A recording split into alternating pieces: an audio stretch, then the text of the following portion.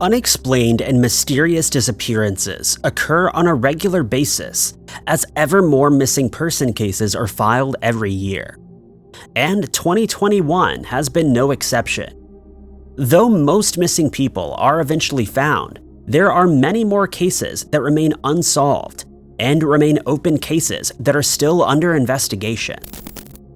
Number 5. 59-year-old Dwayne Selby and his friend, 76-year-old Jack Grimes, were last heard from on the 22nd of October, 2021, when they were traveling to Fort Worth in Texas, where they were planning on attending a horse show. But the two men never arrived at the show, and when their families hadn't heard from them, they reported them missing. The last known sighting of the two men was at a restaurant in Purcell, Oklahoma, and after no further leads were found, Glenda decided to search for her son, Dwayne, herself. But soon after, she was also reported missing. Her red 2016 Kia Rio was found abandoned on the side of the road on October 26th near Highway 75 in Tulsa, and a silver alert was issued. Glenda was last seen the previous day in Turley, where surveillance footage from a local business showed her talking to a man who was later interviewed. On the 31st of October, police found Jack deceased in a wooded area west of Turley. They confirmed that his passing was being treated as a homicide and believed that both Glenda and Dwayne may have been victims of foul play. Investigations and searches into their mysterious disappearances are still underway, and anyone who has information on either Glenda or Dwayne's whereabouts has been asked to contact the Tulsa County Sheriff's Department at 918-569-8836 or on their email at tips@tcso.org. Number 4. Jamie Cannon, a 19-year-old man from Saltcoats in southwest Scotland, left his home on the 20th of May, 2021, and was on his way to attend college when he became a missing person. His cell phone was broken, and so he had no way to contact his family. But they've stated that it's very out of character for him to not stay in touch by some means. When they hadn't heard from him for some time, they filed a missing person report, and police started searching for him. They found that the last confirmed sighting of Jamie was on the same day at a golf course in Stevenson, just over a mile from Saltcoats. A previous sighting was reported on the same day at around 10:26 a.m. when he was seen on Kerr Avenue. A truck driver later contacted police and informed them that he saw a man similar in appearance to Jamie twice on the same day, but he still wasn't found. Police urged residents in Saltcoats to check their outbuildings and sheds, as he may have taken shelter there, and his family members have asked members of the public to share posters and online posts detailing the circumstances of his unexplained disappearance. Inspector Allison Wilson from the Saltcoats Police Office has stated that they've grown increasingly concerned for Jamie's safety as time goes by, and that any lead, no matter how small, could help in their investigation. Jamie is described by his family as 6'1" with short dark hair. The last time he was seen, he was wearing gray jogging pants, gray sneakers, and a blue jacket, and left the house with a camouflage backpack. Security cameras were checked at the local grocery stores, but security footage from both stores and a nearby gas station had already been recorded over. Jamie's bank accounts have shown no activity since his strange disappearance, and since his cell phone wasn't working, police have been unable to perform a trace on it. Police have, however, confirmed that they're continuing their search for Jamie, and that they're using all the specialist resources available to them. Anyone who has any information on his disappearance or whereabouts has been urged to contact the police on the 101 number, quoting incident number 1623 of the 22nd of May, 2021. Number 3. Just after Christmas of 2020, 25-year-old Hugh Williams moved from Chester to Nottingham, England, to live with an unnamed woman that he'd met through a friend. Hugh has a high-functioning form of autism and initially kept in contact with his family on a regular basis. But as time went by, he contacted them less often, and by mid-April he refused to speak to them even though it was his birthday. They've not had any contact with him since early in May, and they've been unable to reach him since. The last time he was seen was in the Sherwood area of Nottingham on the 6th of May, after which he mysteriously disappeared without taking any of his belongings with him.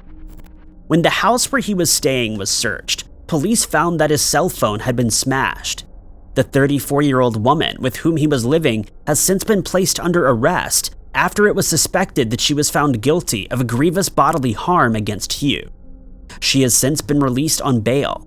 His father has stated that his family is concerned that someone may have used his condition to their advantage and exploited him in some way. He's launched an appeal to Hugh, telling him to contact his family no matter what situation he may find himself in, as they just want to make sure that he's safe. Detective Chief Inspector Nick Waldrum has labeled the case as unusual, as Hugh seems to have just vanished off the face of the earth, and they've been unable to find any clues that may lead to his whereabouts, though they do have a solid idea about several key places he may have been in the recent past. However, searches of these locations have not been fruitful. Hugh is described as 6'2", with a slim build and a full beard and bushy brown hair. He also has 2 tattoos on his arms, the first of which is a fish on his right forearm, and the other is of a black and white skull on his left bicep. The last time he was seen, he was wearing a checkered shirt, dark blue pants, and sneakers with silver reflective strips. He may also have a green waterproof jacket in his possession.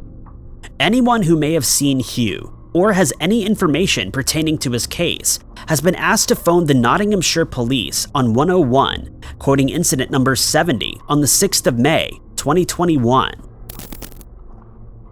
Number 2. The mysterious disappearance of Maya Millet has been under investigation by her local police department, the FBI, and various other agencies since January of 2021. Maya, who was born in the Philippines and raised in Honolulu, worked for the Naval Information Welfare Center as a contract specialist. She met her husband, Larry, when she was a teenager, and after their marriage, the couple moved to San Diego, where they started a family. But in late 2020, Maya told Larry that she wanted a divorce. This came about after he found out that she'd been having an affair. On the 7th of January, Maya made an appointment to see a divorce attorney, but before she could attend the meeting, she mysteriously disappeared. She was last seen on that day at around 5 p.m., and police would learn through security footage that a series of 8 loud bangs rang out through their neighborhood later that night. Larry would also tell police that he and Maya had fought during the night, and the following day he left their home for over 11 hours, telling family members that he had gone to a beach with his son. On the 11th, police began their investigation into her disappearance. On the 23rd of January, the couple's home was searched, and Larry's black Lexus SUV was seized for further investigation. On the 22nd of July, Larry was named by police as a person of interest in the case after it was found that he had a collection of 16 firearms. On the 8th of September, Larry released a statement in which he claimed that Maya left the family home twice in 2020 without informing anyone, and that he believes she did so again on this occasion. But on the 19th of October, he was taken into custody as police believed he had ended her life. Larry pleaded not guilty to the charge, but would appear in court again on the 27th of October, after it was found that he'd made 9 hours worth of phone calls to his children, in violation of a protective order that stated he was not allowed to contact them in any way. He would ultimately be denied bail, as the judge overseeing the case believed that he would be a threat to his community. Larry's trial is still ongoing, and Maya still remains missing. Number 1. On Thursday, the 4th of November 2021, Tracy Hunter's son, 25-year-old Ledexter Pelt, along with his friend John Debose Jr., flew to Sacramento, California, just after Pelt had celebrated his birthday.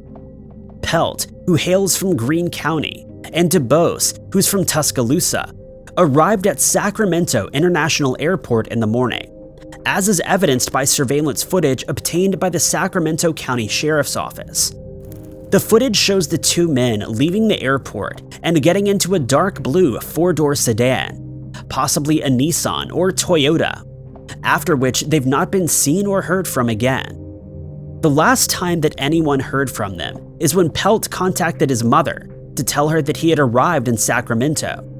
When they hadn't heard from them for 2 days, family members filed a missing persons report, and investigators were able to obtain the two men's cell phone records from their respective providers. It showed that there were multiple areas that they'd been to, including Gridley, which is about an hour north of Sacramento. Debose's phone was tracked to the Sutter Wildlife Bypass area, and when they investigated further, discovered that his phone had been found by a hunter at the Feather Ridge Bridge. Searches were immediately launched by foot and ATV, and all open spaces outside of the town of Nicholas were searched, but to no avail. On the 9th of November, however, police got a hit off of Pelt's phone near a Super 8 by Wyndham Hotel, which is located on Madison Avenue. The hotel staff was interviewed and the area was searched, but again, they came up empty-handed. The county sheriff's office then revealed that detectives from various divisions had uncovered evidence that led them to believe that both Debose and Pelt had lost their lives at a residence in Gridley, California. The evidence suggested that two men, 30-year-old Ricardo Banuelos Villarreal and Alfredo Banuelos Villarreal, both from Gridley, were responsible and had hidden all evidence of their crime. Ricardo was eventually tracked down and arrested on the 14th of November in Yuba City and is being held at the county jail, but Alfredo remains on the run. Detectives have since executed a number of search warrants and have interviewed people in Gridley, Marysville, Yuba City, Sacramento, and the Bay Area and Los Angeles. They also interviewed Debose and Pelt's family members and have confirmed that information gained from them shows that the men went completely silent after arriving in Sacramento. Detectives have asked anyone who witnessed any suspicious activity on their properties or farms to contact them, as it may lead to crucial information in the case. It's believed that Alfredo may be driving a 2008 Nissan Altima with license plate number 6VAR204. Anyone with information on the whereabouts of Alfredo or his vehicle, as well as the disappearance, is asked to contact detectives at 530-538-7671. Thank you guys so much for watching. If you liked this video, be sure to hit that like button. Also, don't forget to subscribe and click that notification bell to keep up to date with all of our future uploads. But I've been Ty Knotts, and I'll catch you guys in the next video.